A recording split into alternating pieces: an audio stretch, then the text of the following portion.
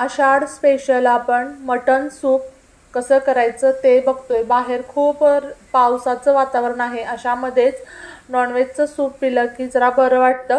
तर इथं मी अर्धा किलो मटन, तुम्ही चिकनचं सुद्धा या पद्धतीने करू शकता। मटन मी स्वच्छ धुवून घेतले आधी, त्यानंतर त्यामध्ये चवीपुरतं मीठ घालायचं आणि 1 चमचाभर हळद घालायची। आपण नॉनव्हेज बॉईल करत असताना, उकडत असताना चिकन असो किंवा मटन, त्याला मीठ आणि हळद हे खूप महत्त्वाचा रोल प्ले करतं, कारण मिठाशिवाय तर टेस्ट येत नाही आणि हळद। त्यामुळे आपल्या चिकनला, मटनला तुम्ही कमी मसाल्यामध्ये करा, पण मीठ आणि हळद व्यवस्थित लावून घ्या। बघा तुमचं चिकन सूप, मटन सूप किंवा मसाला, मटन मसाला असेल ते टेस्टीच होतं। त्यानंतर आपण हे कुकरमध्ये करणार आहोत, पण कुकरमध्ये करण्याचा याचा अर्थ असा नाही की आपण शिट्ट्या करून घेणार आहोत, फक्त आपला वेळ वाचावा त्यासाठी आपण कुकरमध्ये वाफेवरती हे मटन मंद गॅसवरती शिजवायचं आहे आपल्याला। तर तेल गरम झालेलं आहे, तेल आपल्या आवडीप्रमाणे घालायचे। तर तेलाचं प्रमाण थोडंसं कमीच ठेवायचं आहे।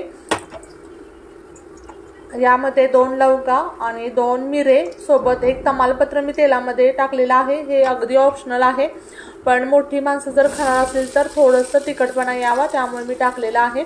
जर छोटी मुलं खाणार असतील तर मिरे नाही टाकले तरी सुद्धा चालतील। त्यानंतर 1 मोठा कांदा मी बारीक चिरून घेतलेला आहे, तो सुद्धा छान असा सोनेरी कलर येतोपर्यंत परतून घ्यायचा। तुम्ही बघू शकता छान असा आपला कांदा परतला गेलेला आहे।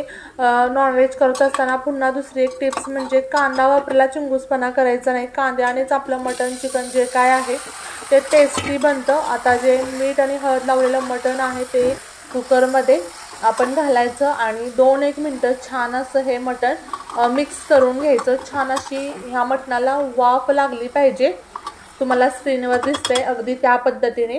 आता हे छान मी व्यवस्थित मिक्स करून घेतलेलं आहे। तुम्ही बघू शकता थोडासा कुकर आणखी मोठा घ्यायला हवा होता, पण असू दे, काय हरकत नाही। यामध्ये अर्धा किलो आरामात शिजलं जातं मटन। आता आपण यामध्ये अर्धा ग्लास, फक्त अर्धा ग्लास यामध्ये आपण पाणी घालायचं आणि मंद गॅसवरती शिट्ट्या न करता आपण हे मटन शिजवून घ्यायचं। आणि त्यानंतर शिट्टी गेल्यानंतर आपण हे मटन चेक करूयात। खूप छान असं हे मटन शिजलं गेलेलं आहे। वरून थोडीशी कोथिंबीर। आता यामध्ये तुम्ही आणखी थोडंसं पाणी वाढवू शकता, तुम्हाला हवं असेल किंवा घट्टसर हवं असेल तर तुम्ही असंच खावा, खूप टेस्टी लागतं, कोणत्याही मसाल्याची गरज नाही। जर तुम्ही यामध्ये आणखी थोडंसं पाणी घातलं तर मात्र तुम्ही यामध्ये थोडीशी अद्रक लसूणची पेस्ट घातली तर चालेल। पण जर दाटसर असा मटन छान शिजलं असेल तर यामध्ये कोणत्याही मसाल्याची गरज नाही। तुम्ही अगदी असंच हे नॉनव्हेजचं सूप बाहेर पाऊस पडत असेल आणि मस्त तुम्ही एन्जॉय करू शकता।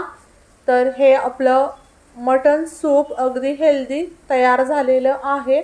पुन्हा भेटू अशाच नवनवीन जायकेदार रेसिपीसोबत, तोपर्यंत बाय बाय।